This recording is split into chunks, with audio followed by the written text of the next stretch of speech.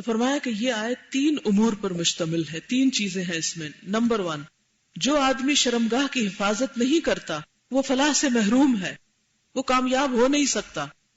Number 2، وہ آدمی ملومین میں سے ہے، ملامت اور پھٹکار اس کے حصے میں آئی ہے، کیونکہ فَمَنِ ابْتَغَاءَ وَرَاءَ ذَلِكَ فَأُولَئِكَ هُمُ الْعَادُونَ، اور جو نہیں وہ کیا ہے، فَإِنَّهُمْ غَيْرُ مَلُومِينَ، جو باقاعدہ نکاح کرتا ہے، شادی کرتا ہے، اس پر کوئی ملامت نہیں کرتا، ایسے لوگوں پر کوئی انگلی نہیں اٹھاتا، ان پہ کوئی شک نہیں کرتا، ان پہ کوئی بات نہیں بناتا۔ لیکن جو نکاح کے بغیر ایسے ریلیشن شپس قائم کرے ان کے لیے کیا ہے؟ ملامت، پھٹکار، ذلت، یعنی کہ وہ برے لوگوں کی صف میں شامل ہو جاتے ہیں، کوئی عزت نہیں ان کی۔ سوم، وہ آدمی عادین میں سے ہے، یعنی زیادتی کرنے والا ہے، غلط کار اور گمراہ ہے۔ بس جو آدمی شرمگاہ کی حفاظت نہیں کرتا وہ اپنے لیے فلاح کا دروازہ بند کر دیتا ہے، عدوان اور زیادتی کرنے والوں کی فہرست میں اپنا نام درج کراتا ہے اور اپنے آپ کو ملامت اور پھٹکار کے گڑھے میں گرا دیتا ہے۔ غور کیجئے کہ شہوت کی تکلیف اور اس کی پریشانیوں کے مقابلے میں یہ تکالیف اور پریشانیاں کس قدر ناقابل برداشت، اور شہوت کی تکالیف کے مقابلے میں کس قدر آسان ہے۔ یعنی انسان 2 گھڑی کے لیے لذت حاصل کرتا ہے جس کے نتیجے میں اس کو کتنے سارے نقصان دیکھنے پڑتے ہیں۔ نمبر 1، فلاح والے کی صف سے نکل گیا باہر، پھر ملامت اور پھٹکار اللہ کی، فرشتوں کی اور بندوں کی، اور پھر غلط اور گمراہ کار لوگوں کی صف میں شامل ہو گیا۔ ایک چھوٹی سی خواہش پوری کرنے کے نتیجے میں اس نے اتنے نقصان اور اتنی خرابیاں لے لی اپنے سر، اس مشکل میں پڑ گیا۔ اس آیت کا طرز استدلال یعنی دلیل دینے کا طریقہ ویسا ہی ہے جیسا کہ قرآن حکیم میں کسی دوسرے مقام پر اللہ تعالیٰ نے انسان کی ناشکر گزاری کی مذمت کرتے ہوئے کہا ہے کہ انسان بڑا بے صبر اور ناشکر گزار پیدا کیا گیا ہے، بڑا بے صبر اور ناشکر گزار پیدا کیا گیا ہے۔ وہ نہ تکلیف کے موقع پر صبر کرتا ہے اور نہ خیر و فلاح کے موقع پر شکر۔ اسے جب خیر اور بھلائی نصیب ہو تو مال اور پیسے کی محبت میں مست ہو جاتا ہے، بخل اختیار کر لیتا ہے، پھر کسی کو دیتا نہیں، ہاتھ تنگ کر لیتا ہے، اور کوئی تکلیف پہنچے اور نقصان ہو جائے تو جزا فضا کرنے لگتا ہے، پھر تو اس کا رونا دھونا کہیں ختم ہی نہیں ہوتا، پھر اس کا واویلا کہیں بند ہی نہیں ہوتا، پھر اس کے شکوے شکایتیں کہیں رکتے ہی نہیں، کوئی حد ہی نہیں، کوئی اینڈ ہی نہیں، اور گھبرا جاتا ہے۔ نجات اور فلاح پانے والے بندے وہی ہوتے ہیں جو ان باتوں سے مستثنا ہیں۔ کن باتوں سے؟ جن کا اوپر ذکر ہوا ہے کہ مرضی کے خلاف کب کوئی بات آ جائے تو وہ کیا کرتے ہیں؟ صبر کرتے ہیں۔ کوئی کامیابی حاصل ہو تو اللہ کا شکر ادا کرتے ہیں، اکڑتے بگڑتے نہیں۔ جب خیر و بھلائی نصیب ہو تو پھر مال اللہ کے راستے میں خرچ کرتے ہیں، اور جب تکلیف آئے تو جزا فضا نہیں کرتے بلکہ کیا کرتے ہیں؟ احسن طریقے سے اس کا مقابلہ کرتے ہیں یا اس سے نپٹتے ہیں۔ لیکن عموماً لوگوں کا حال کیا ہوتا ہے؟ ہم سب اپنے اپنے آپ کو پھر پرکھے، یوں لگتا ہے کہ کانچ کے بنے ہوئے ہیں، اور ہر ایک کے سینے پہ فریجائل کے سٹیکر لگے ہوئے ہیں۔ فریجائل کا مطلب پتہ ہے؟ ہینڈل ود کیئر، خبردار جو مجھے کچھ کہا، اور اگر ذرا سی کوئی بات کسی کو کہہ دے تو پھر آپ دیکھیں کیا ہوتا ہے۔ شکوے شکایتیں کہیں ختم ہی نہیں ہوتی، رونا دھونا کہیں ختم ہی نہیں ہوتا، اور اس قدر پریشانی اور اس قدر اس کے اثر میں آ جاتے ہیں کہ موڈ خراب ہو جاتا ہے، پھر کوئی کام ہی نہیں ہو پاتا۔ ہم سب اپنا اپنا جائزہ لیں کہ کتنے دن، کتنے گھنٹے زندگی کے ہم نے صرف موڈ کی خرابی کی نظر کر دیے اور کوئی کام نہیں کیا پروڈکٹیو، چھوٹی چھوٹی بات پہ منہ سجا کے بیٹھ گئے، گول گپا بن کے بیٹھ گئے، نہ اسمائل کر رہے ہیں، نہ کسی سے ڈھنگ سے بات کر رہے ہیں، نہ کوئی کام کر رہے ہیں، نہ کسی کی بات کا جواب دے رہے ہیں۔ کیا ہے یہ؟ پورا شیطان چھایا ہوا آپ پہ۔ یہ کیوں ہے؟ کیونکہ فریجائل کا سٹیکر تھا، اس کا کسی نے خیال ہی نہیں کیا، اس نے دیکھا ہی نہیں وہ سٹیکر، وہ ڈبہ الٹا رکھ دیا یا ٹھوکر لگا دی اس کو، اب آئینہ ٹوٹا پڑا ہے، اب وہ کرچیاں جڑیں گی کسی وقت تو پھر اٹھ کے بیٹھیں گے، ایسے موقعوں سے شیطان خوب فائدہ اٹھاتا ہے. صحابہ کرام اتنی ان کے اندر ایمانی قوت اور جرت تھی کہ مثلاً ایک موقع پہ حضرت ابو ہریرہ ایک حدیث بیان کر رہے ہیں. حضرت عائشہ کہتی ہے کذب ابو ہریرہ، جھوٹ بولا ابو ہریرہ نے. کہیں نہیں کسی روایت میں آتا کہ پھر اس کے بعد دونوں کے موڈ آف ہو گئے اور ایک دوسرے پہ مزید الزام تراشی کرنے لگے، یا یہ کہ انہوں نے آپس میں تعلقات خراب کر لیے اور ایک دوسرے کی کسی بات کو سننے سے انکار کر دیا. نہیں، اتنی سخت تنقید، اس کے باوجود وہ ایک دوسرے سے استفادہ کر رہے ہیں، ایک دوسرے کا احترام بھی ہے. کیونکہ حدیث رسول کا معاملہ تھا، دین کا معاملہ تھا. حضرت عائشہ نے اسٹرانگ بات کہی تاکہ لوگ اس بھول میں نہ پڑ جائیں. ایک اور موقع پر حضرت عمر نے حضرت ابو بکر کا لکھا ہوا خط پھاڑ دیا. جب وہ کوئی مطالبہ لے کر آئے تھے کچھ لوگ کہ یہ فلاں جگہ کی الاٹمنٹ ان کے نام کر دی جائے، اور حضرت ابو بکر نے اس پہ مہر لگا دی کہ ہاں ٹھیک ہے لے لو. تب حضرت عمر کے پاس جب وہ آئے کنفرمیشن لیٹر لے کے، وہ پھاڑ دیا. نے کہا کہ ہمیں تم جیسے لوگوں کی ضرورت نہیں، اسلام کو اب ترقی ہو گئی ہے. وہ جاگیروں کا معاملہ تو جو تالیف قلب کے لیے پہلے دی جاتی تھی. خلیفہ کون تھے؟ ابو بکر. اور عمر خط پھاڑ رہے ہیں، لیکن ابو بکر ان پہ ناراض ہو گئے، تعلقات ہی ختم کر لیے کہ میں خلیفہ تھا، میں بڑا تھا اور تم نے میری بےزتی کر ڈالی. نہیں، دین کا معاملہ تھا. وہ اس طرح چھوٹی چھوٹی باتوں پر ناراضگیاں نہیں پال کے بیٹھ جاتے تھے. ہمارا حال کیا ہے؟ چھوٹے سے راہ چلتے اگر ایسے بھی دیکھ جائے تو ہم کہتے اچھا، نہ کسی کا دیکھنا برداشت. کہتے نا چھوٹے بگڑے بچے، آپ نے دیکھا ہوگا، آپ انہیں دیکھیں تو وہ کیا کرتے ہیں؟ رونا دھونا مچا دیتے ہیں. ہم کہتے ہیں میں نے تو کچھ کیا ہی نہیں، دیکھا ہی تھا، اور یہ رونے توبہ توبہ معافی چاہتے ہیں. آپ ان کو پوچھ بیٹھیں کچھ، کہیں آئیں ذرا اٹھا لیں آپ کو، توبہ. ایسے ڈھیر ہوں گے زمین پہ، اٹھیں گے بھی نہیں، کچھ ماننے کو نہیں ہوتے تیار. عام طور پہ جب بچوں کے دانت وانت نکل رہے ہوتے ہیں یا وہ بیمار ہوتے ہیں تو آپ نے دیکھا ہوگا کہ ماں کو بھی تنگ کرتے ہیں یا نہیں. ہم ایسے ہی دوسروں کے ساتھ بگڑے بچے بنے رہتے ہیں. یہ سب کچھ کیا ہے؟ کیا یہ ہمارے دین دنیا کی ترقی اور کامیابی کے طریقے؟ ہرگز نہیں. تو جب تک ان چیزوں سے ہم نکلیں گے نہیں، اس وقت تک فلاح نہیں ہو سکتی. ہم اپنا وقت برباد کر رہے ہیں، اس طرح اپنی صلاحیتوں کو گھن لگا رہے ہیں، اپنے آپ کو ضائع کر رہے ہیں. کیونکہ اس طرح شیطان ہم سے اہم ترین کاموں سے ہماری توجہ ہٹا دیتا ہے، اور جو ہمیں کرنا چاہیے وہ ہم نہیں کرتے، اور پھر جو نہیں کرنا چاہیے اس میں اپنے آپ پر قابو ہی نہیں پا سکتے، اس سے باہر ہی نہیں نکل پاتے. کہتے ہیں نجات اور فلاح پانے والے بندے وہی ہوتے ہیں جو ان باتوں سے مستثنا اور ان مذموم اوصاف سے پاک صاف ہوتے ہیں. چنانچہ اسی طرح اور جو لوگ اپنی شرمگاہوں کی حفاظت کرتے ہیں سوائے اپنی بیویوں اور اپنی باندیوں کے، تو صورت میں ان پر کوئی ملامت نہیں. ہاں جو لوگ اس کے علاوہ ہوس کریں، یعنی ناجائز شہوت رانی کریں، وہ حد سے تجاوز کرنے والے ہیں. اللہ تعالیٰ نے اپنے پیغمبر کو حکم دیا ہے کہ وہ ایمان والوں کو کہہ دیں کہ نامحرم عورتوں سے وہ اپنی آنکھیں بند کر لیں، اپنی شرمگاہوں کی پوری پوری حفاظت کریں، اور انہیں سمجھا دیں کہ اللہ تعالیٰ ان کے اعمال اور کردار کو دیکھ رہا ہے اور ان کی ہر چیز سے باخبر ہے. يَعْلَمُ خَائِنَةَ الْأَعْيُنِ وَمَا تُخْفِي الصُّدُورُ. سورۃ المؤمن.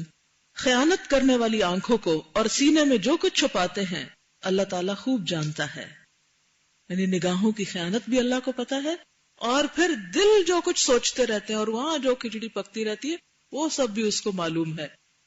ہمہ قسم کی بدعملیوں اور بد کرداریوں کی ابتدا نگاہ سے ہوتی ہے. اس لیے اللہ تعالیٰ نے شرمگاہ کی حفاظت سے پہلے آنکھ کی حفاظت کا حکم دیا ہے. دنیا کے تمام حوادث اور واقعات کا مبدأ یعنی ابتدا کی جگہ نگاہ ہے. آغاز یا ابتدا آنکھ سے ہوتی. جس طرح بڑی بڑی آگ کا مبدأ ایک ننھی سی چنگاری ہوتی ہے، غور کیجئے کہ شہوت سب سے پہلے آنکھ کو مجروح کرتی ہے، یعنی وہاں زخم لگاتی ہے. اس کے بعد دل کی طرف رخ کرتی ہے اور دل میں خطرات جگہ بناتے ہیں، یعنی خیالات.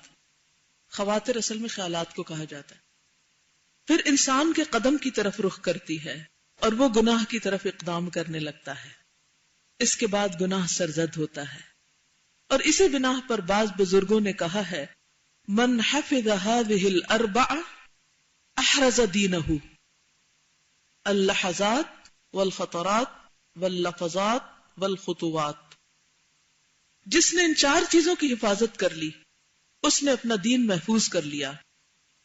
لحظات یعنی نگاہ، خطرات یعنی خیالات، یہ اصل میں عربی لفظ انہوں نے اردو میں لکھے ہوئے، اور رجحانات، عربی میں کہتے خطر فی قلبی، یعنی جو اس کے دل میں خیال آیا. خواطر خیالات کو کہتے ہیں. الفاظ اور قدم، بہت ہی خوبصورت سینگ ہے. 4 چیزوں کی حفاظت لازم ہے، نگاہ، خیالات، الفاظ اور قدم.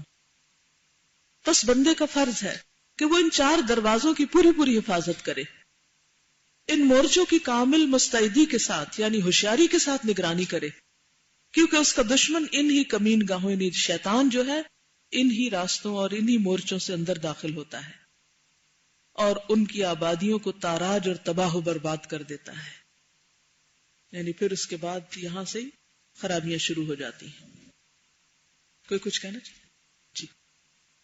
تو ایک طرف قتل کی انتہا ہے اور دوسری طرف یہی زنا کی، یعنی یہ دونوں مفاسد جو ہیں وہ اتنے زیادہ ہیں اس وقت، اور اس کا مطلب یہ ہے کہ شیطان جو ہے وہ ہمارے اوپر بہت زیادہ یعنی اوور کم کیا ہوا اس نے ہمیں. فلاح کہاں سے ہوگی؟ کہاں سے ہو پھر؟ جی آپ فرمائیے. دیکھیے کہ شارٹ کٹ کوئی نہیں ہے موڈ کنٹرول کرنے کا کہ آپ فوراً کوئی پل کھا لیں تو آپ کا ہیڈ ایک دور ہو جائے. اس کے لیے آپ کو اپنی زندگی کو ایک خاص طریقے سے ڈھالنا پڑتا ہے. سب سے پہلے تو یہ کہ انسان کے اندر اگر اللہ کی محبت ہو اور وہ ہر کام اللہ کے لیے کر رہا ہو تو وہ چھوٹی چھوٹی باتیں جو ہیں وہ اس کو پرواہ نہیں کرتا ان کی. پھر یہ ہے کہ آخرت کی فکر ہو، کیونکہ اسے پتا ہے کہ کوئی بھی چیز جو میرے اس منزل کے راستے میں ڈیلے کر رہی ہے یا نقصان دہ ہے تو مجھے اس میں بھی آپ دیکھیے ان آیات میں بھی والذین ہم عن اللغو معرضون، کہ وہ ہر لغو، بیکار، فضول، لایانی، بے مقصد بات سے بچتے ہیں، اعراض کرتے ہیں. تو بیسیکلی تو یہ لغو میں یہ چیز شامل ہو جاتی ہے نا کہ چھوٹی سی بات، بیکار، میننگ لیس بات. کسی نے میننگ لیس جوک کر دیا، کسی نے کوئی بےہودہ بات کر دی جو آپ کی مزاج پہ سخت گانا گزری. اب آپ کیا کریں گے؟ بیٹھ جائیں گے اس کو لے کے؟ بات ہی وہ بےہودہ ہے، ناقابل توجہ ہے. اگر آپ نے اس کو نہیں ریسیو کیا تو واپس اسی پہ چلی جائے گی، باؤنس بیک ہو جائے گی. لیکن اگر آپ نے اس کو لے لیا تو وہ آپ کو ہرٹ کرے گی پھر، اور آپ بیٹھے رہیں گے. تو قرآن سے سچا تعلق جو ہے اور عمل کا تعلق، صرف پڑھنے کا نہیں اور صرف واجبی نہیں، تو یہ جو سچا تعلق ہے یہ انسان کو بامقصد انسان بناتا ہے. وہ اس کو زندگی کے لمحے لمحے کی حفاظت سکھاتا ہے. وہ اس کو بتاتا ہے کہ کس طرح اپنے آپ کو بچاؤ ہر اس چیز سے کہ جو تمہاری آخرت کو نقصان دینے والی. اور پھر آپ کو ایک اپنے ہدف، ٹارگٹس، پرائرٹیز، ان سب چیزوں کو سامنے رکھنا چاہیے کہ مثلا ایک کام جب آپ کر رہے ہیں تو مجھے اتنی دیر میں کر لینا ہے. اہم ترین کاموں کی آپ اپنی لسٹ بنائیں کہ کیا کیا میری ذمہ داری ہیں. سب سے پہلے اہم ترین کام مجھے کیا کرنا چاہیے، اس کے لیے میں نے کتنا کام کر لیا، کتنا رہتا ہے. جب آپ کو پتا ہوگا اتنا رہتا ہے تو پھر آپ کہیں گے میرے پاس وقت نہیں ہے اور کچھ کرنے کا. تو پھر یہ چیزیں پھر آہستہ آہستہ مزاج کا حصہ بنتی ہیں. اصل میں یہ مزاج ہوتا ہے، یہ اوور سینسٹیو ہونا چاہیے، ایک مزاج کا حصہ بن جاتا ہے. اس کو دور کرنے کے لیے اپنے نفس کے ساتھ ایک مشقت کرنی پڑتی اور اپنا محاسبہ خود کرنا پڑتا ہے. جب تک انسان خود کو خود سزا نہ دے سکے، خود کو خود نہ پکڑے، کوئی دوسرا نہیں پکڑ سکتا. اب دیکھیے کہ مسئلہ یہ ہے کہ بکس تو یہ کئی 100 سالوں سے موجود ہیں، لیکن ہمارا ٹیسٹ ہی نہیں ہے کہ ایسی کتابیں پڑھیں، اور اگر پڑھنے کی کوشش کرتے ہیں تو بھی خود سے سمجھ نہیں آتی، اور اگر کوئی پڑھاتا ہے تو ہم اور سستی کر جاتے، شیطان ادھر ادھر بھلوا دیتا ہے. 1 گھنٹے 1.5 گھنٹے کی کلاس میں حاضر ہونا بھی ہمارے لیے ایک ماؤنٹ ایوریسٹ سر کرنے سے کم نہیں ہوتا، اس میں بھی مشکل ہوتی ہے. آپ میں سے میں آپ کو پوچھتی ہوں، باہروں کو نہیں، آپ میں سے کتنے لوگوں نے 366 پیجز پڑھے ہوں گے؟ ہارڈلی چند ایک ہاتھ ہے بس. باقی جس نے نہیں ساری کتاب پڑھی اس کا تو کوئی پلان نہیں ہے کہ وہ باقی کسی طرح مکمل کرے، کیونکہ کبھی کسی نے مجھ سے پوچھا نہیں کہ ہم نے جو نہیں پڑھا اس کو کیسے پڑھے. تو بات یہ ہے کہ کتاب آپ کے پاس ہے، شروع سے پڑھنا شروع کیجئے. نہ سمجھ آئے تو انٹرنیٹ پہ سارے پچھلے سبق اپلوڈڈ ہیں، وہاں سے آپ ساتھ ساتھ لسننگ بھی کر سکتے ہیں تاکہ آپ سمجھیں، بلکہ گھر والوں کے ساتھ شیئر کریں، اوروں کو بھی بتائیں. اس لحاظ سے یہ کتاب بہترین ہے کہ ایک ٹاپک کو لیتی ہے اور اس پر پوری طرح اس کی قباحتیں واضح کر کے رکھ دیتی ہے. پھر اگر کسی کو سمجھ آ جائے اور عمل کرنے لگے تو بہت کچھ ہے اس میں سیکھنے کا. جی آپ. السلام علیکم. ابھی نگاہ کی حفاظت کی بات ہو رہی تھی تو مجھے پورنوگرافی کا کانسیپٹ ذہن میں آ رہا تھا اور میں یہ چیک کری تھی کہ میرا چینل چینج کرنے کا لیول کیا ہے، مطلب کس حد تک میں اگنور کرتی ہوں کہ ٹھیک ہے یہ دیکھا جا سکتا ہے، اور کب چینل چینج کر لیتا ہے. اور اس میں بات تھی نا کہ خیالات بھی ہوتے ہیں اور بول، بعض اوقات سین بالکل صحیح ہوتا ہے لیکن جو ان کی ورڈنگز ہوتی ہیں وہ صحیح نہیں ہوتی. تو کیا میں میوٹ کرتی ہوں اس وقت یا نہیں کرتی؟ کیونکہ بہت سکیری بات ہے کہ یہ بات پھر دل میں چلے جائیں گے، پھر یہ خیالات اس وقت شاباش اچھی مثال دی کہ مثال ٹی وی دیکھ رہے ہیں آپ تو کوئی خراب چیز نہیں اس میں، لیکن آپ نے دیکھا ہوگا کہ کوئی ایک پروگرام بھی خرابی سے پاک نہیں. کیوں؟ اگر اس میں کوئی خرابی نہیں بھی نا تو بیچ میں اچانک ایسے ایڈز آنے لگیں گے یا ایسی باتیں آنے لگیں گی کہ اس میں لازمن خرابی ہوگی. اچھا وہاں ہو کیا، وہ دروازہ کھل گیا شیطان کا اب نا، یعنی کہ شیطان کو موقع مل گیا، یعنی اس کے لیے راہ ہموار ہوگی. اب یہ موقع ہے کہ آپ فوراً دروازہ بند کریں اپنا دل کا، ایکسٹرا کانشیس ہو جائے نہ مجھے اس میں انٹرسٹ نہیں لینا. کیونکہ اگر آپ ذرا بھی ڈھیلے ہوئے اور وہ ذرا بھی سوراخ ہوا وہ اس میں سے بھی گھس آئے گا اور آ کے پھر قبضہ کر لے گا. پھر آپ کا دل کیا ہوگا کہ یہ اتنا سیریس پروگرام دیکھنے کی سننے کی ضرورت کیا ہے، چلو کچھ اور دیکھتے ہیں، چینل بدل دیں گے. وہ وہاں سے رستہ کھل جائے گا. تو وہ جو ایک لمحہ ہوتا ہے نا کہ جس میں انسان کو پھسلنا ہوتا ہے، اگر وہاں آپ اپنے آپ کو ایک سیلف میکینزم ہوتا ہے نا، اپنے سیلف ڈیفense کا میکینزم ہوتا ہے، جہاں سے آپ کو خطرہ ہوتا ہے تو فزیکلی ہماری باڈی اللہ سبحانہ وتعالیٰ نے ایسے بنائی ہے کہ وہ فوراً سارے جو اس کے حصے ہیں وہ کام کرنے لگتے ہیں. مثلا اگر کہیں کٹ لگ گیا تو فوراً ایسا نظام اللہ نے بنایا ہے کہ اس کٹ کو بھرنے کے لیے وہ سارے سیل جو ہیں وہ وہاں پر اکٹھے ہو جائیں گے. اسی طرح یہ ہے کہ اگر ہمیں ویسے کوئی خطرہ ہوتا ہے تو ہم فوراً الرٹ ہو جاتے ہیں، گرنے لگتے ہیں تو ہم فوراً ادھر جکڑ لیتے ہیں اپنے آپ کو کہ مجھے یہاں گرنا نہیں، کسی بھی چیز کو پکڑ لیتے ہیں. بالکل اسی طرح خیالات جب آپ کے پھسلنے لگتے ہیں تو وہاں بھی آپ کو فوراً اللہ کی پناہ مانگنی چاہیے، اللہ کی مدد حاصل کرنی چاہیے. جیسے شیطان اگر حاوی ہو رہا ہے تو اعوذ باللہ من الشیطان الرجیم، درود شریف، اللہ کا ذکر، اور فوراً آپ کو کوئی ایسی چیز تھام لینی چاہیے. مثلا ایک دن ہم کلاس میں ڈسکس کر رہے تھے تو کسی نے بڑی اچھی ایک ٹپ بتائی کہ وہ کہیں کام کرتی تھی جہاں ان کی باس جو تھی وہ بہت غصے والی تھی اور وہ اکثر غضبناک ہو جاتی اور وہ بولنا شروع کر دیتی. تو انہوں نے کیا کیا کہ اپنے جیب میں کھجوریں رکھ لی، تو وہ جس وقت ان کی باس غضبناک ہوتی فوراً ایک کھجور نکال کے منہ میں ڈال لیتی اپنے اور وہ کھانا شروع کر دیتی تاکہ یہ جواب نہ دے ان کو، یعنی واپس نہ بولے. کیونکہ اگر یہ بولتی تو پھر کیا ہوتا، بہت بڑا فساد ہوتا. وہ کہتی جب تک میری کھجور ختم ہوتی تو اس وقت تک میرا غصہ جو تھا وہ ٹھنڈا ہو چکا ہوتا. تو ہر شخص اپنے بارے میں جانتا ہے کہ وہ کدھر سے پھسل سکتا ہے، کون سی چیزیں اس کے لیے بہت ہی سینسیٹیو قسم کی ہیں جو اس کو بھڑکا دیتی. ہم سب کو پتا نا کہ کن باتوں پہ ہم کو غصہ آتا ہے. بچوں پہ زیادہ آتا ہے، یا شوہر پہ زیادہ آتا ہے، یا دوستوں پہ آتا ہے، یا سروینٹس پہ آتا ہے. کس پہ آتا ہے؟ ہر ایک کو پتا ہے کہ کہاں ہم پھسلتے ہیں. تو اس کا نا پہلے سے ہی آپ دھیان رکھیں یہاں یہ پھسلن آ رہی ہے، پہلے سے الرٹ ہو جائیں. جی ایاک نستعین جو کتاب ہے یہ بہت زیادہ ہیلپ فل ہے اس سارے میں، کیونکہ کئی اوقات ایسے ہوتا ہے کہ ہم خود نہیں ان چیزوں کے اوپر کر رہے ہوتے، لیکن اگر ہم اس کو اپنی روٹین بنائیں اور معمول بنائیں، کیونکہ میں نے اس کا ذاتی تجربہ کیا کہ جب وہ چھوٹتی ہے یا نہیں روٹین میں رہتی تو بہت سی چیزیں ایسی ہوتی ہیں جو ہمارے کنٹرول سے باہر ہوتی ہیں، اور جب ہم اسے ریگولر پڑھ رہے ہوتے ہیں تو دعائیں ہیں ہی ایسی چیز کہ قلعے میں آ جاتے ہیں، یاد دہانی ہو جاتی ہے ہمیں خود ہی، تو پھر انسان کچھ چیزوں کو کر لیتا ہوگا. کیونکہ ان اپنے نفس کے شر سے، شیطان کے شر سے، وسوسوں سے، لوگوں کے شر سے ہمارے اندر قوت کوئی نہیں ہے بچنے کی، یہ اللہ ہی بچاتا ہے. تو دعائیں جو ہے وہ ذریعہ ہیں کس چیز کا؟ کس چیز کا ذریعہ ہے؟ قلعے میں آنے کا، محفوظ ہونے کا، اللہ کی مدد حاصل کرنے کا، بچاؤ کا.